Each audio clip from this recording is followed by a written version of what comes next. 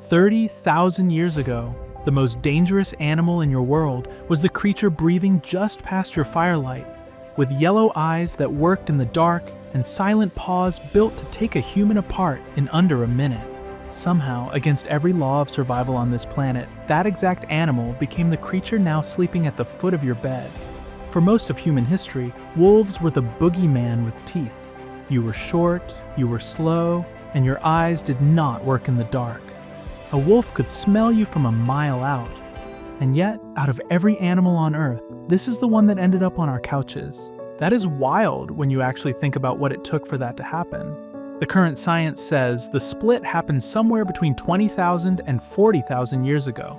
A paper from the Crick Institute in 2022 finally cracked the case. The lead author, Anders Bergström, found that dogs do not come from one wolf population. They come from at least two. One from the east, one further west, mixing into the animal we know today.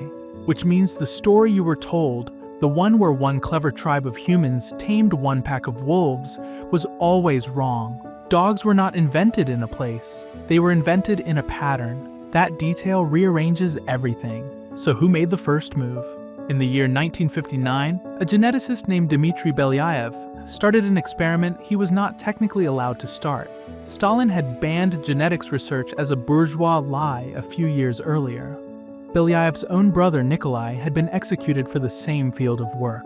So Belyaev hid the project under the cover of fur farming and quietly got started.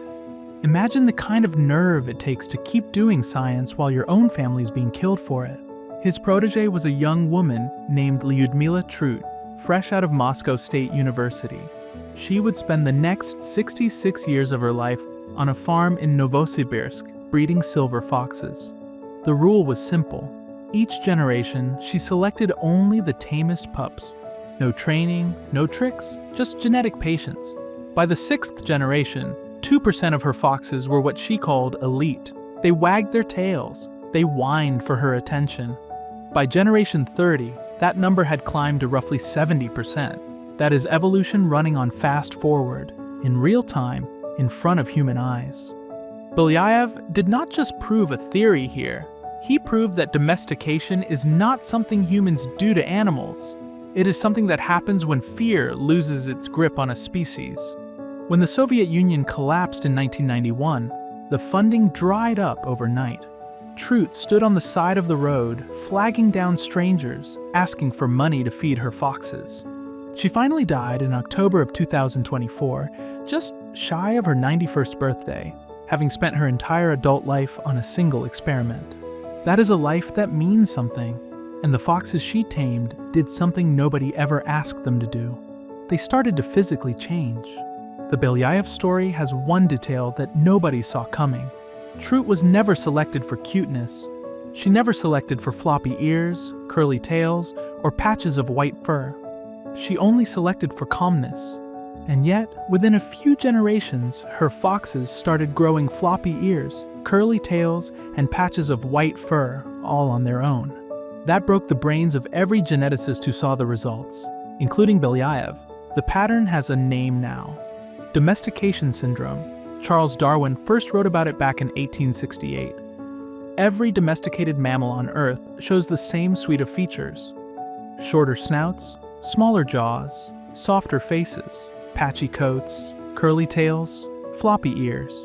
Cats do it, cows do it, pigs do it, even rabbits do it. Which means the face you call cute is not a coincidence at all. It is the visible side effect of an animal that has stopped being afraid of you. In 2014, 3 scientists named Wilkins, Wrangham, and Fitch published a paper that proposed why. They argued that when you breed for calmness, you are accidentally breeding for slightly weaker neural crest cells in the embryo. Those cells build the ears, the pigment, the jaw, and the adrenal glands, tone them down, and the whole animal softens with the personality. That is one of the most elegant ideas in modern biology, and almost nobody outside the field has heard of it. So the wolves at our campfires were not just acting calmer over the centuries. They were starting to look smaller, less wolfish, less terrifying. And the closer they got to us, the more something stranger began to happen inside their brains and ours at the same time. In 2015, a Japanese researcher named Miho Nagasawa ran an experiment. She measured oxytocin in humans and dogs after they stared into each other's eyes. Oxytocin is the bonding hormone, the same chemical that lights up between a mother and her newborn. When dogs and owners gazed at each other, oxytocin spiked in both of them. When the same test was run with wolves, nothing happened. Dogs did not just learn to live near us. They evolved a chemical handshake with the human brain. They figured out our love language and used it back on us.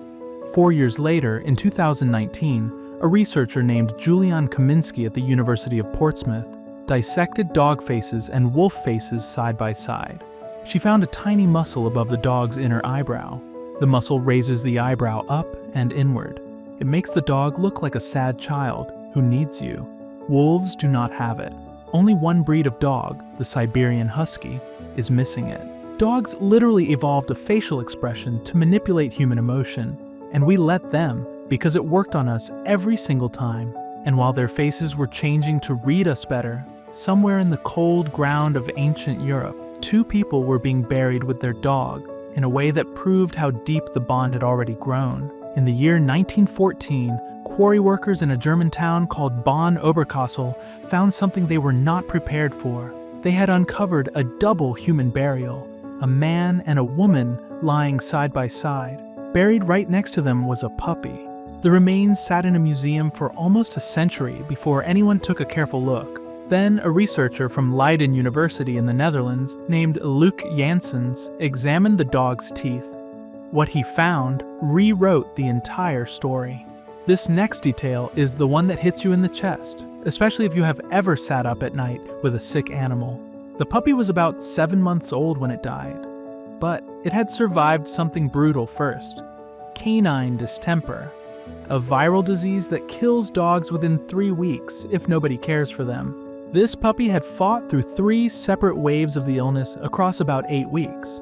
To survive that, someone had to feed it, clean it, keep it warm, and hold it when it shook.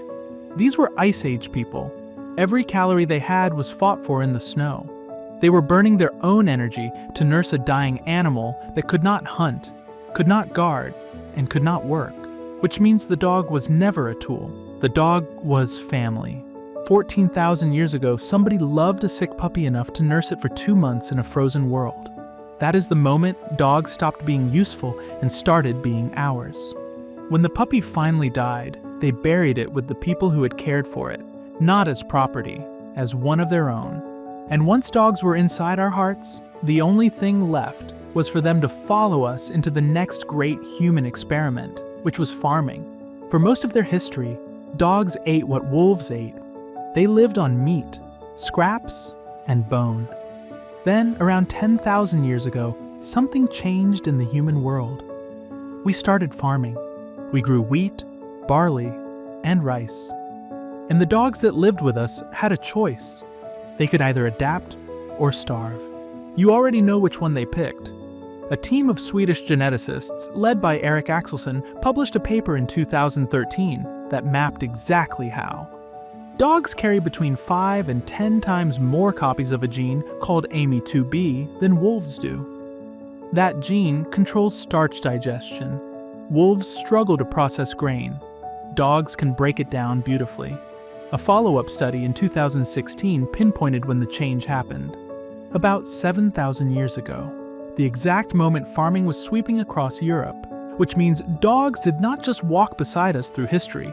They rewrote their own DNA to keep up with the menu we were serving. But the moment European ships arrived in 1492, those ancient American dogs were almost completely wiped out. They were replaced by European breeds within a few generations. The only trace those original American dogs left behind is a single contagious dog cancer that still spreads today, carrying the genome of the very last pre-Columbian dog. That detail haunts me a little every time I read it. And as we kept shaping dogs to fit our world, we started shaping them in ways even the wolves at the campfire never could have imagined. Walk into any dog show today, and you can see how far the experiment has drifted.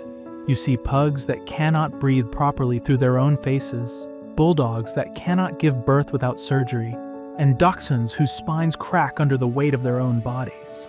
That is the cost of asking evolution to be a costume designer for us.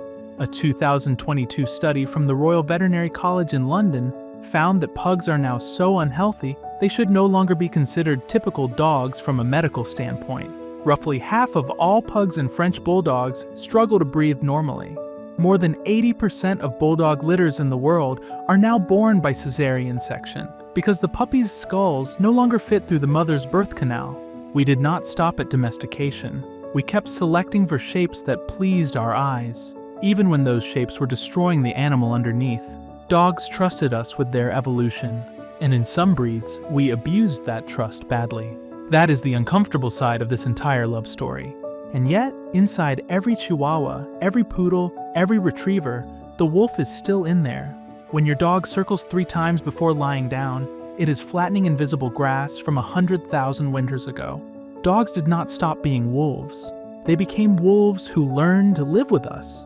And we became humans who learned, for the first time in our entire history, how to be loved by something we did not give birth to. If this story made you look at your own dog a little differently tonight, tell us in the comments.